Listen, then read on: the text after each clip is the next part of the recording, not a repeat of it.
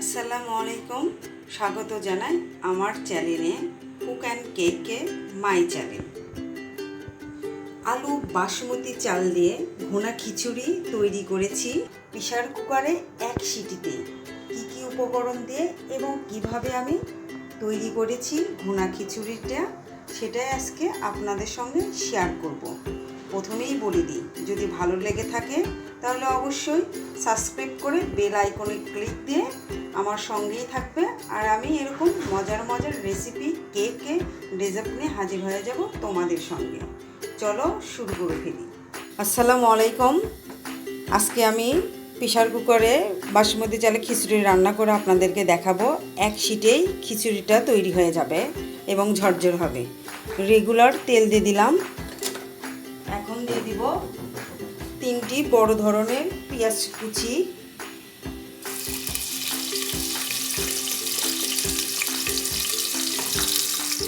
ছোট এলাচ কেটে দিয়েছি 5টা, দারচিনি 2টি, তেজপাতা, গোলমরিচ 10-12টা, লং 4টা। পেঁয়াজটা একটু ভেজে নেব। এটার সঙ্গে কেটে রাখা আলুটাও ভেজে নেব একসঙ্গে।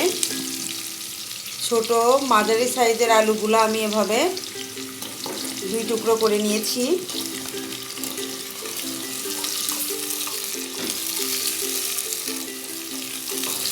একটু ব্রাউন করে কালার করে ভেজে নিতে হবে। পেঁয়াজটা নরম করার জন্য করে সামান্য একটু লবণ দিয়ে দিলাম। আর কাঁচা মরিচ মাঝখান দিয়ে কেটে দিয়েছি, এটাও একসঙ্গে ভেজে নেব।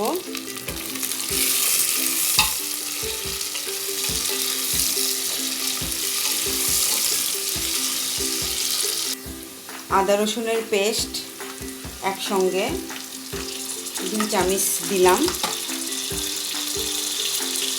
আবারও লবণ দিয়ে দিচ্ছি স্বাদ মতো, যেহেতু আগে একটু লবণ দিয়েছি এখন একটু পরিমাণ মতো লবণ দিতে হবে। গুঁড়া মরিচ 2 চামচ, আর যে যেরকম ঝাল খেতে পছন্দ করেন সেরকম দেবেন। তেলের সঙ্গে মশলাগুলো একটু ভেজে নেব।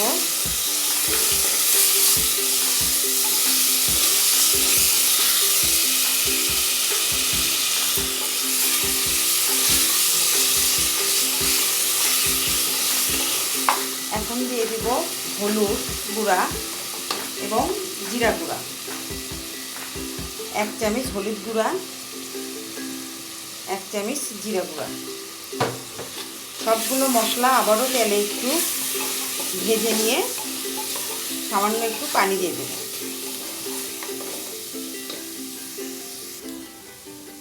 সামান্য একটু পানি দিচ্ছি, আদা রসুনের যে গন্ধটা আছে সেটা চলে যাবে সেজন্য করে।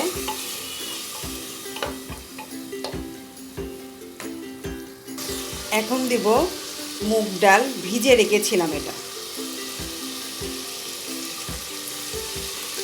তেলেতে এটা ভেজে নিতে হবে।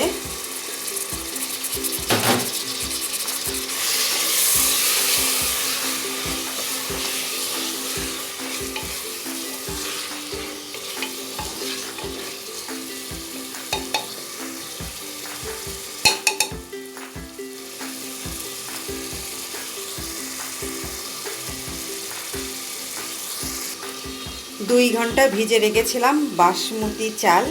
এখন এটা দিয়ে দিব ডাইরেক্টলি, এটা কোনো প্রকার সিদ্ধ করিনি।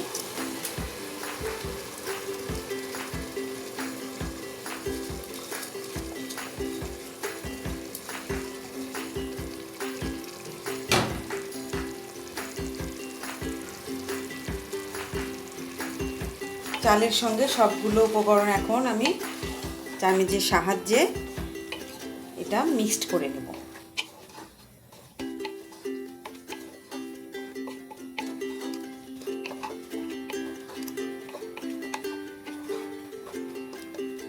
মিক্সড করে নেওয়ার একটাই উদ্দেশ্য, প্রেসার কুকারে কিন্তু আপনি পরবর্তীতে আর চামচ দিয়ে নেড়ে চেড়ে দিতে পারবেন না, সেজন্য আগেই এটা ভালোভাবে চামচের সঙ্গে মিক্সড করে নিতে হবে প্রতিটা উপকরণ, এবং মশলাগুলোও চালের সঙ্গে যেন মেখে যায়।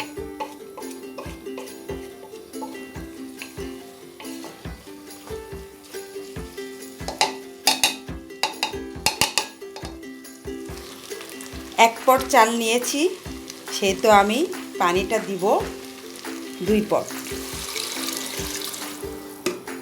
2 পট এই জন্য দিলাম, ডাল, আলু এবং চাল সবগুলো একসঙ্গে ভালো মতো ফুটে যাবে এবং ঝরঝরা হবে।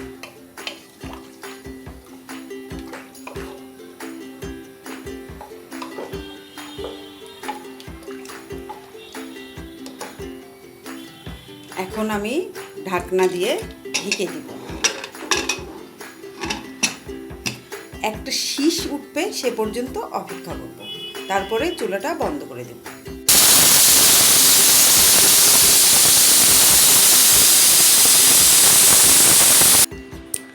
বাসমতি চালের খিচুড়ি রান্না একদম কমপ্লিট।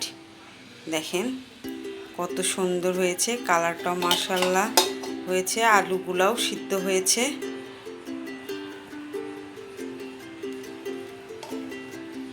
একটু কাছ থেকে দেখায় আপনাদেরকে।